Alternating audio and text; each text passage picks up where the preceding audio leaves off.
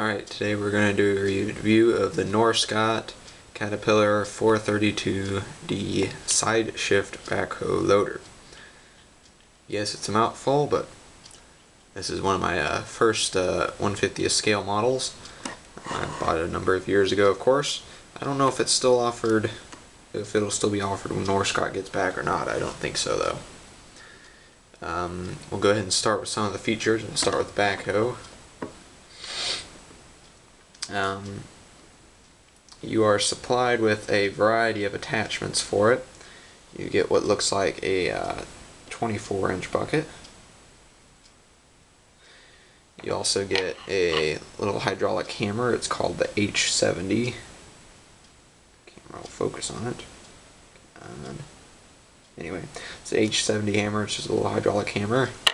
You also get, looks like to be about a 12-inch auger. On this backhoe, I also built a 36-inch bucket for it. So you can see it gives it there's a nice wide bucket on there right now. All the attachments are easy to change on this. I won't go through changing all of them, but it's an easy process, and the attachments stay securely on the bucket once they've been put on. This model does feature an extenda-hoe, so it can go all the way out, like so. Looks pretty realistic and can come all the way in. We'll go ahead and put it back out for digging depth purposes, but the bucket, it's good range movement here. As you can see, goes all the way in and out, and then the stick can come all the way in and out. It can't come all the way in with the extenda-hoe out, just because it lengthens the arm so much, but then it can go all the way out as well, like that. And the boom raises to a good height, and then it can dig down a fair amount. This backhoe can actually dig down a very great deal of ways.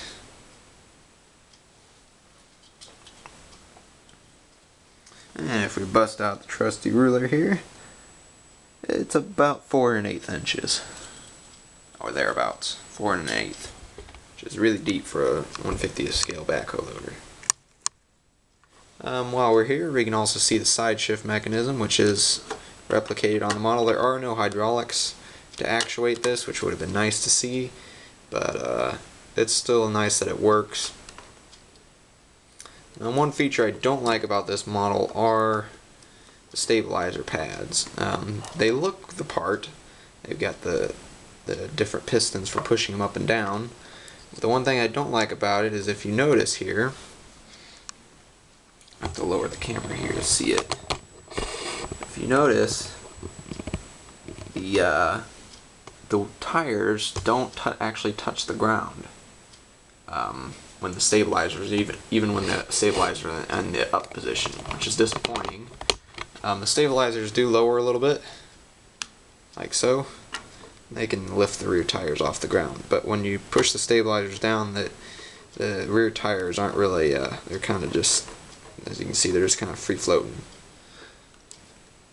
Alright, coming around to some of the features, the cab looks really good on this model.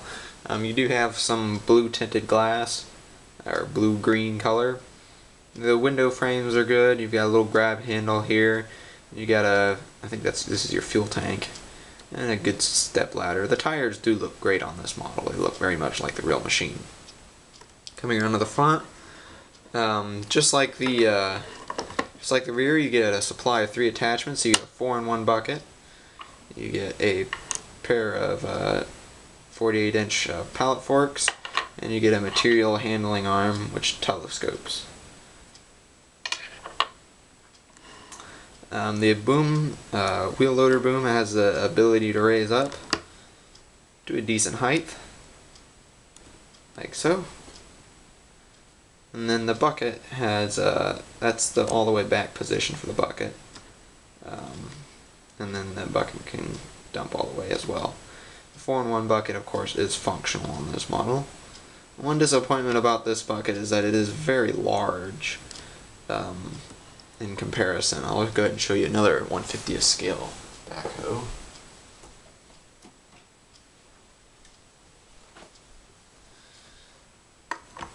That's the 580 Super N backhoe, and you can see the bucket sizes. I think the bucket on the 580 here is much more well proportioned per the model.